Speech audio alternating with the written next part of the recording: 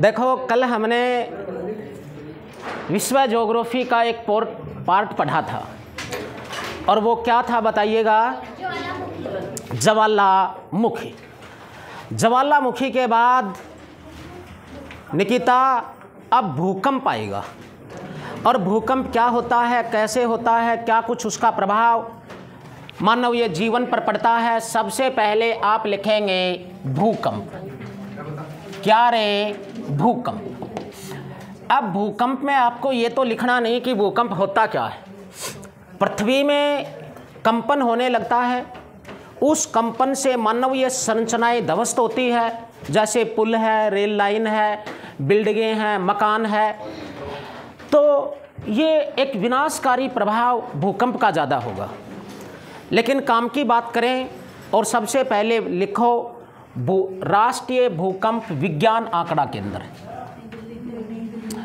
राष्ट्रीय भूकंप विज्ञान आंकड़ा केंद्र। राष्ट्रीय भूकंप विज्ञान आंकड़ा केंद्र कहाँ पे है? नई दिल्ली में है मेरे बच्चों। कौन सी दिल्ली में? नई दिल्ली में। राष्ट्रीय भूकंप विज्ञान आंकड़ा केंद्र बोलो कहाँ पे है? नई दिल्ली। उसके बाद में आप लिखेंगे सर्वाधिक भूकंपों वाला देश। सर्वाधिक भूकंपों वाला देश। भूकंपों वाला देश बोलो कौन सा है? जापान। इस जापान को भूकंपों का देश भी कहा जाता है। सर्वाधिक भूकंप जापान में आते हैं, इसी कारण भूकंपों का देश बोलो कौन सा देश? जापान। अब भूकंप का अध्ययन करने वाली विज्ञान की शाखा क्या कहलाती है? सीस्मोलॉजी। तो आप नाम लिखेंगे यहाँ पर सीस्मोलॉजी। और सीस्मोलॉजी क्या है? भूकंप का अध्ययन करने वाली विज्ञान की शाखा। भूकंप का अध्ययन, भूकंप का अध्ययन करने वाली विज्ञान की शाखा ही क्या कहलाती है बोलो? सीस्मोलॉजी। सीस्मोलॉजी क्या है? भूकंप का अध्ययन करने वाली विज्ञान की शाखा। ओके सभी का। उसके बाद में लिखोगे सीस्मोग्राफी यंत्र। सीस्मोग्राफी यंत्र। सीस्मोग्राफी यंत्र है ये भूकंपीय तरंगों को मापने वाला यंत्र। लिखो भूकंपीय तरंगों को मापने वाला यंत्र। मापने वाला यंत्र। भूकंपीय तरंगों को किस यंत्र पर मापा जाता है? वो है सीस्मोलॉजी। समझ में आ रही है ना? भूकंपीय तरंगों को मापने वाला, दर्शाने वाला बात एक ही है। रिक्टर पैमाने पर भूकंपीय तरंगों को मापा जाता है। जिस तरह से स्पीडोमीटर है उसमें स्पीड मापी जाती है, लेकिन स्पीड फिर गणित की संख्या में 1, 2, 5, 10, 20, 100, 120 पे मापी जाती है ना। ऐसे ही स्पीडोमीटर तो क्या है? सीस्मोग्राफी यंत्र। अब इसके अंदर जो रिक्टर पैमाने पर मापी जाती हैं वो गणितीय संख्याओं का माप ही रिक्टर पैमाना कहलाता है। समझ गए ना? लिखो रिक्टर पैमाना। दर्शाने वाला, मापने वाला एक ही बात होती है। रिक्टर पैमाना। अब रिक्टर पैमाना क्या है? भूकंपीय तरंग रिक्टर पैमाने पर मापी जाती है। इस सीस्मोग्राफी यंत्र में कुछ गणित की संख्याएं लिखी हुई हैं 1 से लेके 12 तक। उसे रिक्टर पैमाना कहते हैं। जैसे स्पीडोमीटर में 0 से लेके 120, 150, 180 ऐसा लिखा हुआ होता है। तो ये रिक्टर पैमाना भूकंपीय तरंगों को मापने का पैमाना है। इससे मापा जाता है कि इतनी रिक्टर पैमाने का भूकंप आया।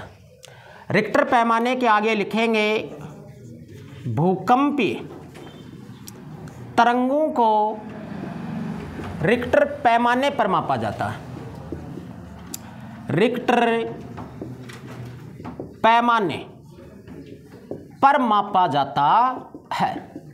रिक्टर पैमाने पर मापा जाता है। सीस्मोग्राफी यंत्र के अंदर रिक्टर पैमाने का मान लिखा हुआ होता है 1 से 12 तक। लिखो, रिक्टर पैमाने का माप, रिक्टर पैमाने का माप 1 से 12 तक होता है। 1 से 12 तक होता है। 1 से 12 तक होता है। थोड़ा सा संशोधन बढ़ाकर ये अब 112। इसकी खोज 1935 ईस्वी में किसने की? Charles Richter. 1935 ईस्वी में चार्ल्स रिक्टर ने किसकी खोज की थी? रिक्टर पैमाने की खोज की थी। ये एक स्पीड नापने जैसा यंत्र समझो आप, और इसमें एक सुई लगी हुई होती है।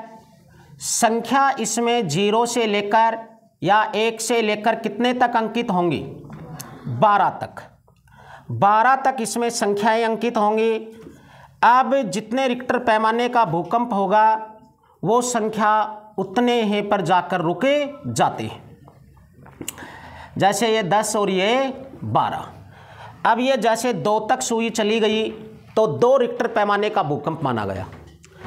अगर ये चली गई 6 प्लस पे, जैसे 6.2, 6.5, तो ये 6.2 रिक्टर पैमाने का भूकंप हो गया। अगर यही पहुंच गई 9.6 पर, तो ये 9.6 रिक्टर पैमाने का भूकंप बना।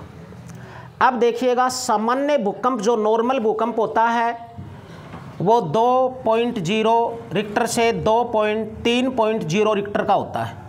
यहाँ तक रहेगा तो ये क्या है? सामान्य भूकंप की श्रेणी का भूकंप है। नॉर्मली कंपन होगा, कोई विनाश इसमें नहीं होता है। और यही रिक्टर पैमाना यदि पहुँच गया 6.2 तक तो वह क्या हो जाएगा? विनाशकारी भूकंप माना जाता है। अब इससे ऊपर जितना प्लस होता जाएगा लगभग उतना ही विनाश बढ़ता चला जाता है। ये 9+ क्रॉस करते ही तो पर्वत तक को चीर कर रख देता है। इतना विनाशकारी ये भूकंप माना जाता है। तो आप लिखेंगे 2.0 से 3.0 रिक्टर पैमाने का भूकंप सामान्य भूकंप होता है। सामान्य भूकंप होता है तथा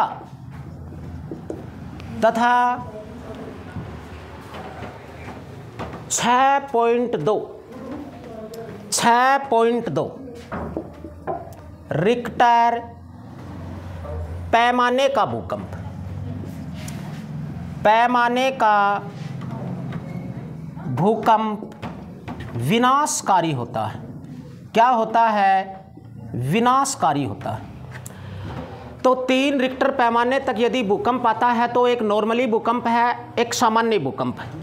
और इससे ऊपर यदि पैमाना बढ़ता है तो वो किस श्रेणी का भूकंप चला जाता है? विनाशकारी श्रेणी। एक बार देखिए, राष्ट्रीय भूकंप विज्ञान आंकड़ा केंद्र कहाँ पर है? नई दिल्ली में। सर्वाधिक भूकंपों वाला देश कौन सा देश है? जापान है, जिसे भूकंपों का देश भी विश्व में नाम मिला है।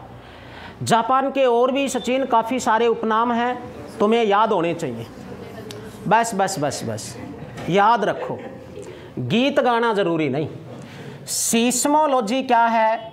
भूकंप का अध्ययन करने वाली विज्ञान की शाखा। मुझे पता है आप बहुत टैलेंट हो, हमें तुम्हारी टैलेंटता पर शक नहीं है संगम, लेकिन आवाज़ भी ना कर। सीस्मोग्राफी यंत्र क्या है? भूकंपीय तरंगों को मापने वाला यंत्र है। उसके बाद में रिक्टर पैमाना क्या है? भूकंपीय तरंग रिक्टर पैमाने पर मापी जाती। उसके बाद में इस रिक्टर पैमाने की खोज किसने की है? चार्ल्स रिक्टर ने। और रिक्टर पैमाने में माप कितने तक होता है? 1 से 12। सामान्य भूकंप 2 से 3 रिक्टर का भूकंप है और विनाशकारी भूकंप कौन सा है? बोलो। 6.2 रिक्टर पैमाने का भूकंप विनाशकारी भूकंप आ जाता है। अब आप लिखो भूकंप केंद्र। भूकंप केंद्र क्या होता है? भूकंप केंद्र लिखो, धरातल के नीचे वह स्थान, धरातल के नीचे वह स्थान। कौन सा स्थान रे? धरातल के नीचे वह स्थान जहां सर्वप्रथम भूकंपीय तरंग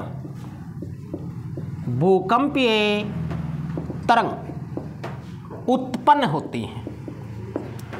धरातल के नीचे वह स्थान जहां सर्वप्रथम भूकंपीय तरंगों की उत्पत्ति होती है, वो स्थान ही क्या कहलाता है? बोलो। भूकंप केंद्र। अब एक लिखो भूकंप अधिकेंद्र। भूकंप अधिकेंद्र, भूकंप अधिकेंद्र। भूकंप अधिकेंद्र के आगे लिखेंगे धरातल के ठीक ऊपर, धरातल के ऊपर वह स्थान। कौन सा स्थान? धरातल के ऊपर वह स्थान जो भूकंप केंद्र के ठीक ऊपर है। भूकंप केंद्र के ठीक ऊपर है। धरातल के नीचे वह स्थान जहां सर्वप्रथम भूकंपीय तरंगों की उत्पत्ति होती है, वो तो कहलाता है भूकंप केंद्र। अब भूकंप केंद्र के ठीक ऊपर धरातल का बिंदु ही क्या कहलाता है? भूकंप अधिकेंद्र। लिखो, यदि भूकंप अधिकेंद्र, यदि भूकंप अधिकेंद्र महासागर पर हो, महासागर पर हो, यदि भूकंप अधिकेंद्र महासागर पर हो रेणु, तो सुनामी उत्पन्न होती है। सुनामी उत्पन्न होती है। आज तो रेणु का जीवड़ा ने शांति मिल रही। क्यों मिल रही है? या समझ रहा हो ना तुम्हें? हाँ, समझगा। आगे लिखो, हर बात बताने की नहीं होती बेटे संगम, महसूस भी की जाती है। फीलिंग समझा करो, फीलिंग। आगे लिखो, भूकंप का सर्वाधिक विनाशकारी प्रभाव।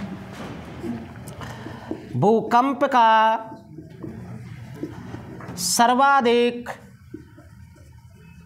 विनाशकारी प्रभाव बोलो कहाँ होगा? भूकंप केंद्र पर होगा या अधिकेंद्र पर?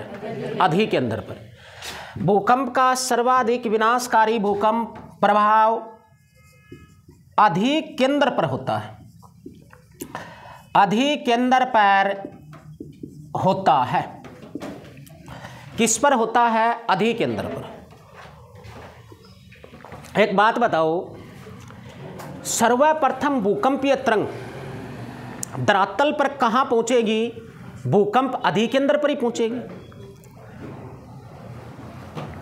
देखो, ये है धरातल, ये हमारी पृथ्वी है इस पृथ्वी में देखते हैं जैसे 2000 किलोमीटर नीचे या 3000 किलोमीटर नीचे गहराई में यहाँ पर भूकंपीय तरंग उत्पन्न हुई, तो पृथ्वी के अंदर जहाँ सर्वप्रथम भूकंपीय तरंग उत्पन्न होती हैं वही तो क्या है, भूकंप केंद्र है। ओके, अब भूकंप केंद्र के ठीक ऊपर 90 डिग्री पर ये जो धरातल का स्थान होगा यही क्या है, भूकंप अधिकेंद्र है, भूकंप अधिकेंद्र है। अब यहां से भूकंप की तरंग उत्पन्न होकर चारों दिशाओं में बढ़ेंगी पृथ्वी पर, लेकिन सर्वप्रथम और तेज गति से ये कहां पहुंचेंगी, धरातल के सबसे नजदीक। और धरातल के सबसे नजदीक स्थान कौन सा होगा, भूकंप अधिकेंद्र। फैलेंगी ये चारों तरफ, लेकिन जैसे जैसे दूरी बढ़ती जाएगी भूकंपीय तरंगों की गति कम होती जाएगी, ये समाप्त हो जाती हैं धरातल पर पहुंचने से पहले दूर स्थान पर। लेकिन सबसे नज़दीक तो आपको ये भूकंप अधिकेंद्र दिखा ना, तो यहाँ सबसे तेज गति से पहुंचेंगी और यही सबसे ज़्यादा विनाशकारी प्रभाव होगा। अगर भूकंप अधिकेंद्र महासागर के ऊपर हो, अब यहाँ 3000 किलोमीटर नीचे भूकंपीय तरंग उत्पन्न हुई।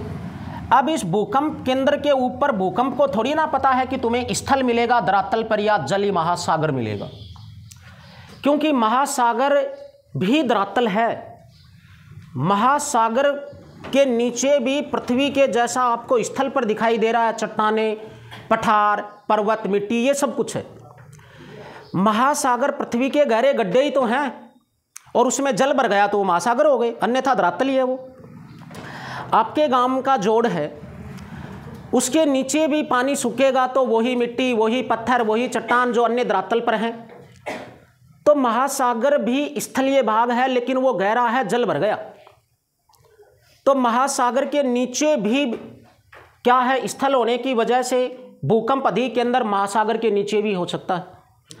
और भूकंप केंद्र के ठीक ऊपर यदि जल मिल गया, महासागर मिल गया, अधिकेंद्र महासागर में बन गया, तो सुनामी लहराएंगी। सुनामी का मतलब है अब यहाँ पर स्थल तो है नहीं जो कंपन करेगा, इमारतें गिरेंगी, यहाँ तो जल अत्यधिक ऊंचाई पर उठेगा, नीचे गिरेगा, भयंकर तूफान आएगा। 50 मीटर, 20 मीटर, 100 मीटर तक जल ऊपर उठकर तेज गति से आगे बढ़ेगा। एक तूफान सा आएगा, पहाड़ सा चल के आएगा, जल का स्थल में घुसेगा, और वो तेज गति से जल का पहाड़ जब स्थल में आएगा तो मानवीय संरचनाओं को ध्वस्त कर देता है, गिरा भी देगा तो पानी से भी भर देगा। डबल नुकसान होता है सुनामी से। तो महासागरीय जल की हलचल ही क्या है, सुनामी है, और सुनामी का कारण है भूकंप अधिकेंद्र महासागर हो। समझ गए, इससे रिलेटिव कोई क्वेश्चन आए। अब भूकंप का सर्वाधिक विनाशकारी प्रभाव भूकंप अधिकेंद्र पर होगा। कारण है ये भूकंप केंद्र के बहुत नज़दीक स्थान है, सबसे तेज गति से यहाँ भूकंपीय तरंगें पहुँचती। समझ गए होंगे जो मैं समझाना चाह रहा हूँ। फिर भी कोई दिक्कत है तो बता देना, नहीं है ना, ठीक है। तो अब देखो काम की बात करते हैं। भूकंपीय तरंग कितने प्रकार की होती हैं, 3 प्रकार की। किस भूकंपीय तरंग की क्या विशेषता है, कैसा क्वेश्चंस उस पर बनने की संभावना है, वो आप देखेंगे। और सबसे पहले लिखो, भूकंपीय तरंग 3 प्रकार की होती हैं। कितने प्रकार की होती हैं, 3 प्रकार की। भूकंपीय तरंग 3 प्रकार की होती हैं, 3 प्रकार की होती हैं। वैसे इनके कुछ ओब्लिक नाम भी हैं, लेकिन एग्जाम में जो मूल नाम पकड़ता है वो एक बार यहाँ लिख रहे हैं। और वो 3 तरंग ही कौन सी हैं, पी तरंग, एस तरंग, एल तरंग। इन्हीं के कुछ उपनाम भी हो जाएंगे, वो अलग बात है, लेकिन मूल रूप से एग्जाम की दृष्टि में इन्हीं तरंगों के ऊपर क्वेश्चन बनता है। कितनी तरंग है भूकंप की, 3। कौन कौन सी हैं, पी तरंग, एस तरंग, एल तरंग। ये तीनों क्रम से लिखी हैं, इनका क्रम भी तुम्हें याद रखना है। अब 1 नंबर की तरंग ही बोलो कौन सी है? पी तरंग है, प्राइमरी तरंग है ये। इसे प्राथमिक तरंग भी कहते हैं। क्या कहते हैं? प्राथमिक तरंग। उसके बाद ये अनुदैर्ध्य तरंग है। कैसी तरंग है? अनुदैर्ध्य तरंग भी है ये। इसी तरंग के ये 3 नाम हो गए। तीनों नाम कौन कौन से हैं बोलो एक बार? पी तरंग, प्राथमिक तरंग और अनुदैर्ध्य तरंग। ओके बेटा। अब इस तरंग के ऊपर क्या क्या क्वेश्चन हो सकते हैं, इसकी विशेषता ही इसके क्वेश्चन है। और लिखना शुरू करो। यह सर्वप्रथम उत्पन्न होने वाली तरंग है। यह सर्वप्रथम उत्पन्न होने वाली तरंग है। तो बोलो सर्वप्रथम किस भूकंपीय तरंग की उत्पत्ति होती है? पी तरंग की। फिर लिखो यह सर्वप्रथम धरातल पर पहुंचती है। सर्वप्रथम धरातल पर पहुंचती है। सर्वप्रथम धरातल पर पहुंचने वाली तरंग ही कौन सी है चंदा चकोर? पी तरंग। लिखो यह ठोस व द्रव पदार्थों से गुजर सकती है। गुजर सकती है। यह ठोस व द्रव पदार्थों से गुजर सकती है। फिर लिखेंगे यह सर्वाधिक तीव्र गति से चलने वाली तरंग है। ऐसी भूकंपीय तरंग जो सबसे तेज गति से चलती है, बोलो कौन सी तरंग है? वो पी तरंग है। सबसे तेज गति से प्रवाहित होती है, चलती है, पी तरंग। लिखो लगभग 8 किलोमीटर प्रति सेकंड। 8 किलोमीटर प्रति सेकंड। तो पी तरंग की गति औसतली कितनी है? 8 किलोमीटर प्रति घंटे। लिखो यह सबसे कम विनाशकारी तरंग है।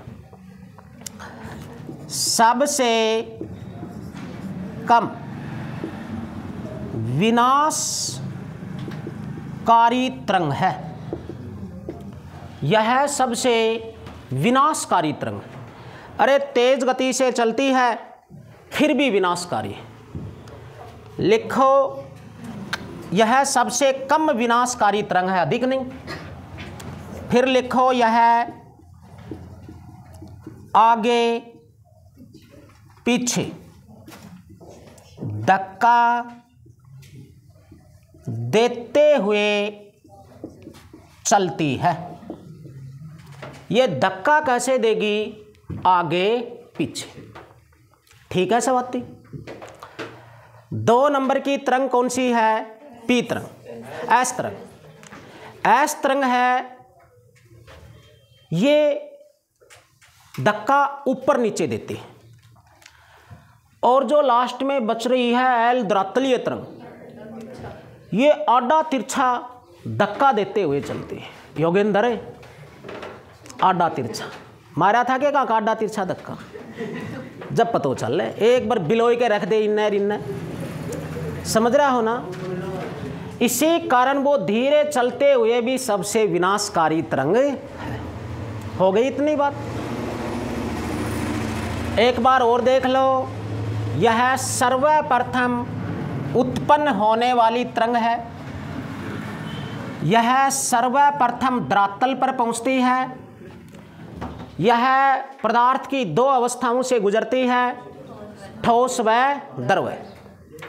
सर्वाधिक तेज गति से चलने वाली तरंग है 3 तरंगों में, लगभग 8 किलोमीटर प्रति सेकंड की गति से चलती है। सबसे कम विनाशकारी है। यह आगे पीछे धक्का देते हुए चलने वाली तरंग है। कौन सी? पी तरंग, प्राथमिक तरंग और अनुदैर्ध्य तरंग। ऐसी किसी विशेषता पर क्वेश्चन पूछे तो उसका ऑप्शन क्या मिलना चाहिए आपको? बोलो, पी तरंग। ये ऐसा कोई विशेषता का क्वेश्चन हो तो क्या दिखे तुम्हें? पी तरंग दिखे। सचिन, वो ही दिखे बस। 2 नंबर की तरंग कौन सी है? बोलो, एस तरंग। एस तरंग को गौण तरंग भी कहते हैं। क्या कहते हैं? गौण तरंग। इसे और क्या नाम मिलेगा? द्वितीय तरंग। इसे द्वितीय तरंग भी कहते हैं। इसे अनुप्रस्थ तरंग भी कहते हैं। अनुप्रस्थ तरंग भी कहा जाता है। इसे अनुप्रस्थ तरंग भी कहा जाता है। एस तरंग, गौण तरंग, द्वितीय तरंग, अनुप्रस्थ तरंग। इसकी क्या विशेषता है? लिखो। यह केवल ठोस पदार्थों से ही गुजरती है। पदार्थों से ही गुजरती है। तो बताओ, ऐसी तरंग जो केवल पदार्थ की एक ही अवस्था से गुजर सकती हो आरती, वो कौन सी है? एस तरंग। और वो अवस्था कौन सी होगी? ठोस अवस्था। ठीक है, इतनी बात। लिखो गति। इसकी गति कितनी होगी? लगभग 4 किलोमीटर प्रति सेकंड। अर्थात पी तरंग से थोड़ा धीरे चलती है तो एल तरंग से थोड़ा तेज चलती है। इसकी गति लगभग 4 किलोमीटर प्रति सेकंड। लिखो, यह ऊपर नीचे धक्का देते हुए चलती है। यह ऊपर नीचे धक्का देते हुए चलने वाली तरंग है। कौन सी तरंग है ये खुशबू? इस तरंग। बस इसकी यही विशेषता याद रखो। मूल क्वेश्चन इस पर यही है, ठोस पदार्थ से गुजरने वाली भूकंपीय तरंग बताओ कौन सी है? एस तरंग ऊपर नीचे धक्का देते हुए चलती है। अब लास्ट में एक तरंग आपकी बची है और वो तरंग बोलो कौन सी है? एल तरंग। कौन सी तरंग? एल तरंग। एल तरंग। एल तरंग के भी कुछ ओब्लिक नाम हैं। इसे द्रातलीय तरंग भी कहेंगे। द्रातलीय तरंग। इसे ही नाम मिला है लंबी तरंग। कैसी तरंग? लंबी तरंग। इसे ही नाम मिला है भूपृष्ठीय तरंग। कैसी तरंग? भूपृष्ठीय तरंग। अरे तेरे को ये नाम नहीं दिख रहा संगम में? वो नाम तुझे बहुत दूर से दिखाई दे रहा है। तेरे भूपृष्ठीय तरंग याद नहीं, तेरे लंबी तरंग याद नहीं, द्रातलीय तरंग याद नहीं, बस एक ही तरंग याद है, लव तरंग। कई बार हो गया, अब मिल गई शांति तने। लिख दिया हमने इसका उपनाम जो तू बता रहा है, लव तरंग। एल तरंग, द्रातलीय तरंग, लंबी तरंग, भूपृष्ठीय तरंग और कौन सी तरंग? लव तरंग। लिखना शुरू करो। 1911 ईस्वी में British भूगोलवेत्ता,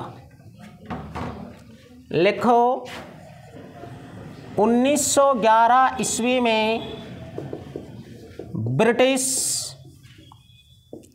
भूगोलवेत्ता AEH Love, AEH Love ने इनका विस्तृत अध्ययन किया। किसका? एल तरंग का। इनका विस्तृत अध्ययन किया। तो एल तरंग की विस्तृत जानकारी देने वाला भूगोलवेत्ता कौन बना? AEH लव, जो ब्रिटेन देश के थे और इन्हीं के नाम के ऊपर इनका नाम रख दिया लव तरंग। तो लव तरंग क्या नाम क्यों रखा, ये समझ गए?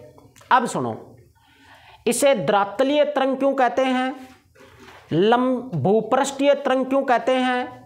क्योंकि एल तरंग द्रातल के आसपास ही चलती है। ये सबसे बाद में उत्पन्न होने वाली तरंग है, सिर्फ द्रातल के आसपास ही चलेगी, तब इसका नाम भूपृष्ठीय और द्रातलीय तरंग है। लिखो, यह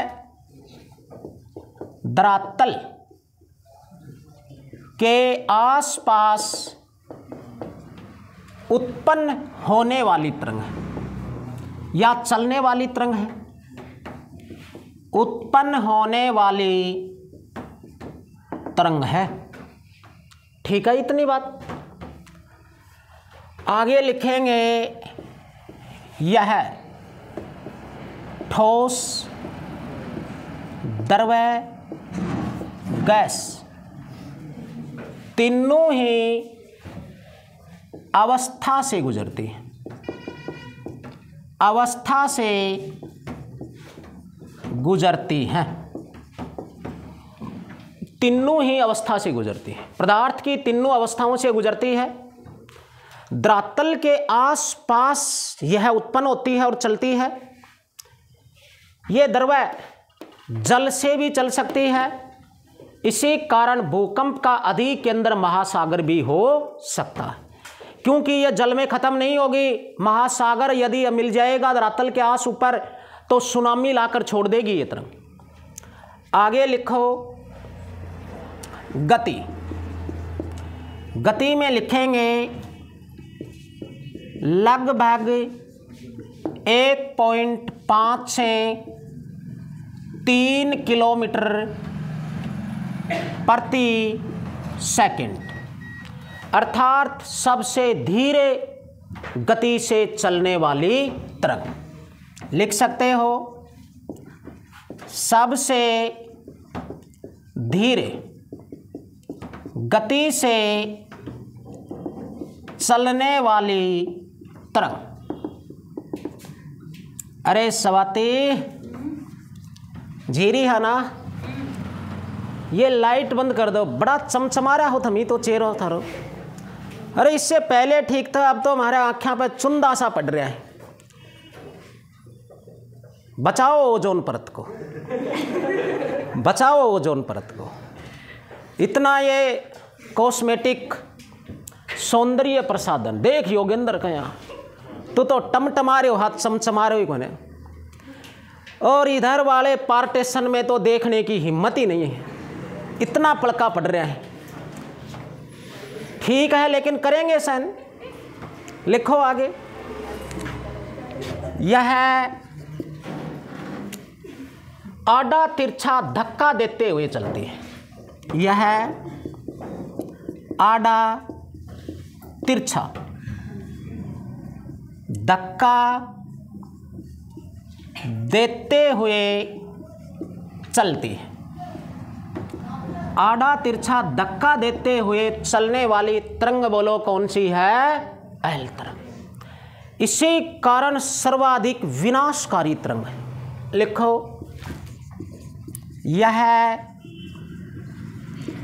सर्वाधिक विनाशकारी तरंग है। सबसे धीरे चलती है, फिर भी विनाशकारी। विनाश का कारण क्या है? आड़ा तिरछा धक्के देते हुए चलना। ये टोटल विशेषता एग्जाम लाइक आपकी एल तरंग की थी। एल तरंग द्रातलीय तरंग कहलाती है, लंबी तरंग है, भूपृष्ठीय तरंग है और लव तरंग है। द्रातलीय तरंग का विस्तृत अध्ययन 1911 ईस्वी में ब्रिटिश भूगोलवेता AEH लव ने किया और उसी के नाम पर इसका नाम रख दिया, बोलो क्या? लव तरंग। यह द्रातल के आसपास विकसित होने वाली, उत्पन्न होने वाली या चलने वाली तरंग है। यह पदार्थ की तीनों ही अवस्था से गुजरती है, ठोस, द्रव्य, गैस। लेकिन केवल ठोस से गुजरने वाली कौन सी है? ठोस। और द्रव्य से गुजरने वाली कौन सी है? पी तरंग। बताओ, भूकंप की तीनों तरंग किस पदार्थ से गुजर सकती हैं? ठोस से। समझ में आई बात? अरे ठोस से तीनों गुजर रही हैं कि नहीं? बताओ, ठोस और द्रव्य से गुजरने वाली तरंग कितनी है? दो। कौन कौन सी? पी तरंग और एल तरंग। ऐसे भी क्वेश्चन आ सकते हैं। तुम हर तरह से तैयार रहो खुशबू, हर तरह से। हो गई इतनी बात। ये आड़ा तिरछा धक्का देते हुए चलती है, इसी कारण सर्वाधिक विनाशकारी तरंग। भूकंपीय तरंगों की यह विशेषता पूरी हो चुकी है। अब लिखो आगे, मोहरोवोसिक असंबद्धता। क्या है मोहरोवोसिक असंबद्धता? मोहरोवोसिक असंबद्धता लिखो, नोट लगाकर लिखेंगे, मोहरोवोसिक,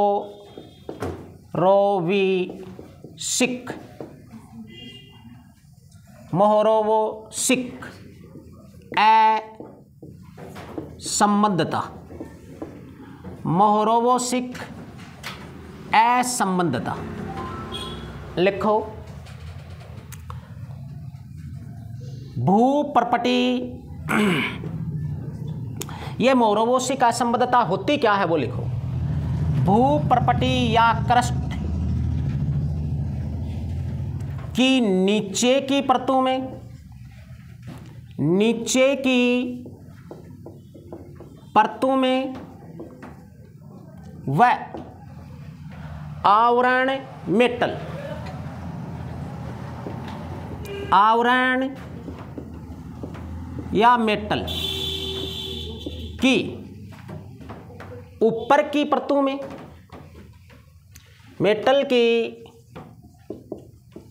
ऊपर की परतों में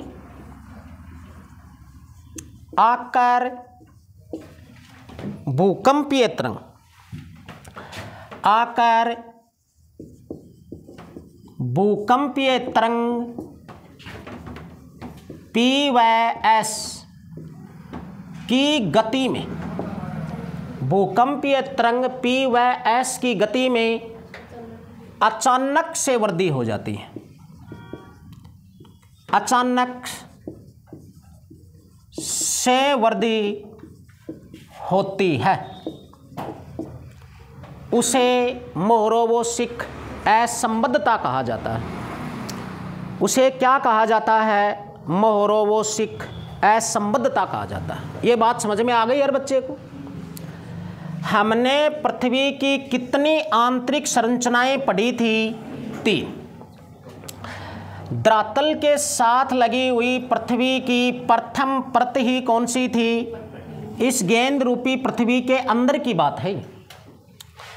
और ये जो परत बन रही है गहराई में जाने पर, इस परत का नाम ही क्या रखा है? भूपर्पटी। और भूपर्पटी को ही हम क्या कहते हैं? क्रस्ट। ये लगभग यहाँ से यहाँ तक औसत गहराई कितनी मानी थी? 100 किलोमीटर। भूपर्पटी या क्रस्ट की औसत गहराई कितनी मानी है? 100 किलोमीटर। यहाँ पर लगभग 100 किलोमीटर के बाद प्रथम परत भूपर्पटीय क्रस्ट खत्म हो जाती है। उसके बाद दूसरी परत कौन सी शुरू होती है जो ये बीच में बच गई? यही परत कौन सी थी? आवरण। आवरण की औसत गहराई लगभग कितनी मानी गई है? आवरण को ही मेटल नाम दे दिया। ये पृथ्वी की आंतरिक गहराई में 3 परतों में दूसरी परत है। इसकी औसत गहराई आपने कितनी मानी? 2900 किलोमीटर लगभग में है ये, फिर भी थोड़ा बहुत भूगोलवेताओं में अंतर जरूर आ जाता है। अब ये पृथ्वी की गेंद रूपी पृथ्वी के अंदर का केंद्रीय भाग बच गया। यही परत, तीसरी परत कौन सी थी? केंद्रीय भाग, जिसे कोर, करोड और निफे नाम मिला था। ये भाग आज संभवतः द्रव अवस्था में है या गैसीय अवस्था में। इतनी गहराई में जाने पर सब कुछ पिघल गया या पिघलकर वाष्प में बदल गया, क्योंकि इतनी गहराई में जाने पर 32 मीटर की गहराई पर 1 डिग्री टेम्परेचर बढ़ रहा है कि नहीं, इसकी वजह से। अब जैसे ही 2 भूकंपीय तरंग, कौन कौन सी? P व S, भूपर्पटीय क्रस्ट की नीचे की परतों में, ये क्रस्ट की नीचे की परत है, मानेंगे कि नहीं? लगभग हम ये भूपर्पटीय या क्रस्ट की नीचे की परतों में, और मेटल या आवरण की ऊपर की परतों में, जहां भूपर्पटीय और आवरण आपस में संपर्क कर रही हैं, मिल रही हैं वहां। ये आवरण का नीचे का ऊपर का भाग हो गया, और यहां आकर भूकंपीय तरंग इस जॉइंट सीमा में P व S की गति में यकायक बहुत ज़्यादा वृद्धि हो जाती है। पहले वो धीरे धीरे चल के आते हैं, और यहाँ धरातल के पास आते ही यकायक उनकी गति बढ़ जाती है। एक असंबंध स्थापित होता है, धीरे से अचानक तेज। धीरे धीरे अगर वृद्धि हो तो कोई दिक्कत नहीं, अचानक से होती है। इसकी खोज 1909 ईस्वी में भूगोलवेता मोरोवोसिक ने की थी, और इसी को नाम दे दिया मोरोवोसिक असंबद्धता। ठीक है बच्चों, आपका भूकंप हुआ पूरा। ओके, आज इतना ही।